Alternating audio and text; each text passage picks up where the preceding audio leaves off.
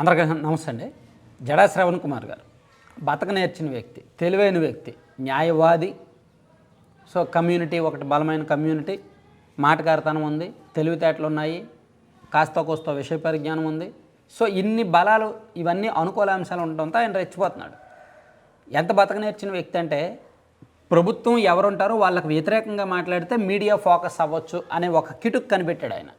మీడియాలో ఫోకస్ అయితే పలుకుబడి వస్తుంది, పేరు ప్రఖ్యాతులు వస్తాయి, దాన్ని వాడుకొని రాజకీయంగా అయినా డెవలప్ అవ్వచ్చు, లేదంటే ఆర్థికంగా డెవలప్ అవ్వచ్చు, ఏదో ఒక రకంగా చెప్పానుగా బతక నేర్చిన వ్యక్తి అని. సో అంటే ఇదేమో బూత్ కాదు సుమి, మళ్ళీ ఏదో అనుకున్నారు. బతక నేర్చిన వ్యక్తి అనేది బూత్ కాదు.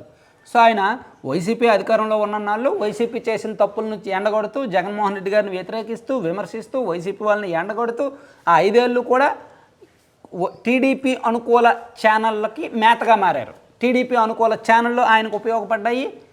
ఆ ఛానల్ను ఉపయోగించుకొని ఆయన ఫేమ్ అయ్యారు. అంతకుముందు జడా శ్రవణ్ కుమార్ అంటే ఎవరికీ తెలియదు. ఆ 5 ఏళ్లలో ఆయన టీవీ డిబేట్లో పాల్గొన్నాడు కాబట్టి ఆయన ఎవరో తెలుసు. సో అలా ఆయనకి ఫేమ్ వచ్చింది. టీవీ వాళ్ళకు కూడా డిబేట్లు ఇవ్వడానికి ఎవరో ఒక వాయిస్ దొరికింది. వీళ్ళకేం కావాలి, TV5కి ఏబిఎన్కి ఏం కావాలి, జగన్మోహన్ రెడ్డిని తిట్టేవాళ్ళు ఎవరో ఒకరు కావాలి. సో జడా శ్రవణ్ కుమార్ పనికి వచ్చాడు కాబట్టి ఎంకరేజ్ చేశారు.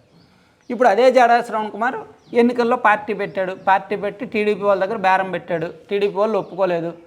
ఆయన బలం ఏంటి, రాజకీయంగా ఆయనకేంటి అన్ని సీట్లు ఇవ్వడం ఏంటి, అన్ని డబ్బులు ఇవ్వడం ఏంటి అని ఒప్పుకోలేదు. ఆ విషయాన్ని ఆయనే చెప్పాడు ఒక ఇంటర్వ్యూలో. సో దాంతో ఆయన ఇప్పుడు టీడీపీ మీద కోపం ఉంది, చంద్రబాబు గారి మీద, టీడీపీ వాళ్ళ మీద, కూటమి మీద కోపం ఉంది. కాబట్టి ఇప్పుడు ఆయన వైసీపీ మీడియాకి మేతగా మారాడు. సేమ్ ఆయన గతంలో టీడీపీ మీడియాకి ఎలాగైతే మేతగా మారాడో ఇప్పుడు వైసీపీ మీడియాకి మేతగా మారి, గతంలో ఏబిఎన్కి, TV5కి డిబేట్కి వెళ్ళిన ఆయన, గతంలో జగన్మోహన్ రెడ్డి గారిని వైసీపీని తిట్టిన ఆయన ఇప్పుడు సాక్షికి డిబేట్లకు వెళ్ళి టీడీపీని, చంద్రబాబు గారిని, పవన్ కళ్యాణ్ గారిని తిడుతున్నాడు. సో మరి ఇంకేం కావాలి అంటే ఆయనకు ఒక పాలసీ లేదు, ఒక విధానం లేదు, ఏమీ లేదు, ఏం అవసరం లేదు. జస్ట్ పేపర్లో మీడియాలో ఉండాలి, డిబేట్లలో ఉండాలి, ఎవరు అధికారం ఉంటో వాళ్ళని తిట్టాలి. అలా తిట్టడం వల్ల మీడియాలో ఫోకస్ అవుతాం. ఇలా అవ్వడం వల్ల ఏంటి, ఆ కమ్యూనిటీలో అరే మన కమ్యూనిటీలో ఒక మంచి తెలివితేటలు ఉన్నాయి. సో ఆ పార్టీని తిడుతున్నంతసేపు ఆ పార్టీ వ్యతిరేకులు ఆయనకు అగ్రతాంబూలం ఇస్తారు కదా. గతంలో అందుకే టీడీపీ వాళ్ళు ఆయనకు అగ్రతాంబూలం ఇచ్చారుగా, ఎక్కడికి వెళ్ళినా ఆయన్ని తీసుకువెళ్ళారుగా. సో ఇప్పుడు వైసీపీ వాళ్ళు ఆయనకు అగ్రతాంబూలం ఇస్తున్నారు. వైసీపీ వాళ్ళు ఎక్కడికి వెళ్తున్నా ఆయన మీటింగ్లకు పిలుస్తున్నారు, వేదికలు ఎక్కిస్తున్నారు, కుర్చీలు ఎక్కిస్తున్నారు, గౌరవంగా చూసుకుంటున్నారు. సో ఇంటర్నల్గా ఆర్థిక వ్యవహారాలు కూడా కొన్ని ఉంటాయి. టీడీపీ కంటే వైసీపీ నుంచి ఆర్థిక వ్యవహారాలు కొంచెం గట్టిగా ఉంటాయి. సో అదే జరుగుతుంది ఇప్పుడు. సో అందుకే ఇటువంటి ఈయన మీద టీడీపీ వాళ్ళు మొన్న కేసు పెట్టారు. టీడీపీ వాళ్ళు మీన్స్ ప్రభుత్వంలో ఈ మధ్య ఒక కేసు నమోదైంది. ఒక మహిళ ఎవరో కేసు పెట్టారు నిన్న.